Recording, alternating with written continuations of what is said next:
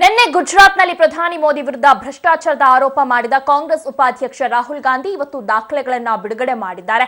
Sahara company ಮೋದಿಗೆ ಹಣ ನೀಡಿದೆ ಎನ್ನಲಾದ ದಾಖಲೆಗಳನ್ನು ತನ್ನ ಟ್ವಿಟರ್ ಪೇಜ್ನಲ್ಲಿ ರಾಹುಲ್ ಗಾಂಧಿ ಪೋಸ್ಟ್ ಮಾಡಿದ್ದಾರೆ.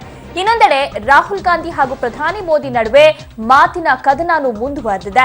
ನಿನ್ನೆ ರಾಹುಲ್ ಮಾಡಿದ ಆರೋಪಕ್ಕೆ ಇವತ್ತು ವಾರಣಾಸಿಯಲ್ಲಿ ತಿರುಗೇಟು ನೀಡಿದ ಮೋದಿ, ರಾಹುಲ್ ಗಾಂಧಿ ಇನ್ನು ಮಾತು ಕಲಿಯುತ್ತಿರುವ ಯುವರಾಜ್. ರಾಹುಲ್ ಮಾತನಾಡಿರೋದು ನನಗೆ ಖುಷಿ ಕೊಟ್ಟಿದೆ ಅಂತ ವ್ಯಂಗ್ಯ ಮಾಡಿದ್ರು. ಇದಕ್ಕೆ ಉತ್ತರ ಪ್ರದೇಶದ ಬಹರಾಯಿಚ್ನಲ್ಲಿ ತಿರುಗೇಟು ನೀಡಿರೋ ರಾಹುಲ್, ಮೋದಿಗೆ ನಾನು ಕೆಲವು ಪ್ರಶ್ನೆಗಳನ್ನ ಕೇಳಿದ್ದೆ, ಆದ್ರೆ ಅವರು ನನ್ನನ್ನ ಅಪಹಾಸ್ಯ ಮಾಡಿದ್ದಾರೆ. ನನ್ನ ಪ್ರಶ್ನೆಗೆ ಉತ್ತರ ಕೊಟ್ಟು ಎಷ್ಟು ಬೇಕಾದ್ರೂ ವ್ಯಂಗ್ಯ ಮಾಡಲಿ ಅಂತ ತಿರುಗೇಟು ಕೊಟ್ರು. ಇನ್ನು ನೋಟ್ ಬ್ಯಾನ್ ಬಗ್ಗೆ ಕಿಡಿಕಾರಿದ ರಾಹುಲ್, ಇನ್ನು ಬ್ಯಾಂಕ್ ಮುಂದೆ ಕ್ಯೂ ಕರಗಿಲ್ಲ, ಬಡವರು ಮಾತ್ರ ಕ್ಯೂನಲ್ಲಿ ನಿಂತಿದ್ದಾರೆ, ಆದ್ರೆ ಯಾವುದೇ ಶ್ರೀಮಂತರು ಕ್ಯೂನಲ್ಲಿ ಇಲ್ಲ ಅಂತ ತಿಳಿಸಿದ್ರು. जिस देश में 50% लोग गरीब हो, वहां ये टेक्नोलॉजी वगैरह कैसे हो सकता है? ये वो अपना रिपोर्ट कार्ड दे रहे हैं कि मेरा दे रहे हैं? अभी भाषण सीख रहे हैं,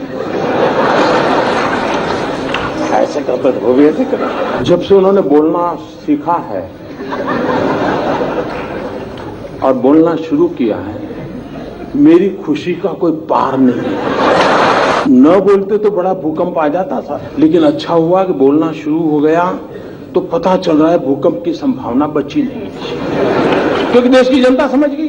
प्रधानमंत्री नरेंद्र मोदी जी से 2-3 सवाल पूछे, भ्रष्टाचार के बारे में उनसे मैंने सवाल पूछे, सवाल के जवाब नहीं दिए, मगर जो सवाल पूछ रहा था उसका मजाक उड़ाया। ऐसे ही एक समय गालिब जी का मजाक उड़ाया गया था।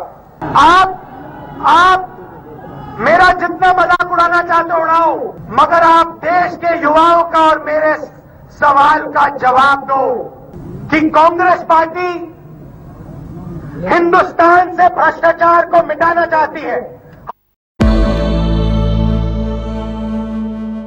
ಪ್ರಧಾನಿ ನರೇಂದ್ರ ಮೋದಿ ವಿರುದ್ಧ ಬಾಂಬ್ ಸಿಡಿಸ್ತೀನಿ, ನಾನು ಮಾತಾಡಿದ್ರೆ ಭೂಕಂಪ ಆಗತ್ತೆ ಅಂತ ಇದ್ದಂತಹ ಪಾರ್ಲಿಮೆಂಟೇ ನಡಗತ್ತೆ, ದೇಶ ಅಂತೂ ನಡಗಲೇಬೇಕು, ಅಲ್ಲೋಲಲ ಕಲ್ಲೋಲ ಆಗುತ್ತೆ ಅಂತಿದ್ದ ರಾಹುಲ್ ಗಾಂಧಿ ಇವತ್ತು ಬಾಂಬ್ ಅನ್ನ ಅವರ ಪ್ರಕಾರ ಸ್ಫೋಟಿಸಿದರು. ಮೋದಿ ಗುಜರಾತ್ ಸಿಎಂ ಆಗಿದ್ದಾಗ ಸಹಾರಾ ಹಾಗೂ ಬಿರ್ಲಾ ಕಂಪನಿಗಳಿಂದ 40.1 ಕೋಟಿ ರೂಪಾಯಿ ಕಿಕ್ ಬ್ಯಾಕ್ ಪಡೆದಿದ್ದಾರೆ. 6 ತಿಂಗಳಲ್ಲಿ 9 ಬಾರಿ ಈ ಹಣ ಸಂದಾಯವಾಗಿದೆ ಅಂತ ರಾಹುಲ್ ಸಾರ್ವಜನಿಕ ಸಭೆಯಲ್ಲಿ ಆರೋಪವನ್ನ ಮಾಡಿದರು. ಎಸ್ಸಿನ ಆರ್ವೈನಿಂದ ದಿನಕ್ಕೊಂದು ರೂಲ್ಸ್, ದಿನಕ್ಕೊಂದು ಕಾಯ್ದೆ. ರಿಸರ್ವ್ ಬ್ಯಾಂಕ್ ವಿರುದ್ಧ ಸಿಡಿದೆದ್ರು ಬ್ಯಾಂಕ್ನ ಸಿಬ್ಬಂದಿ. ದೇಶಾದ್ಯಂತ 4 ದಿನ ಪ್ರತಿಭಟನೆಗೆ ಬ್ಯಾಂಕ್ ಸಿಬ್ಬಂದಿ ತಯಾರಿಯನ್ನ ಮಾಡಿಕೊಳ್ತಾ ಇದ್ದಾರೆ. ಡಿಸೆಂಬರ್ 28ರಂದು ಸಂಜೆ ಸಾಂಕೇತಿಕ ಪ್ರತಿಭಟನೆ, ಘೋಷಣೆ ಕೂಗಿ ಆಕ್ರೋಶವನ್ನು ವ್ಯಕ್ತಪಡಿಸುತ್ತಾರೆ. ಡಿಸೆಂಬರ್ 29ರಂದು ಕಪ್ಪು ಪಟ್ಟಿ ಧರಿಸಿ ಕೆಲಸವನ್ನು ನಿರ್ವಹಿಸೋದಕ್ಕೆ ನಿರ್ಧಾರವನ್ನು ಮಾಡಿದ್ದಾರೆ.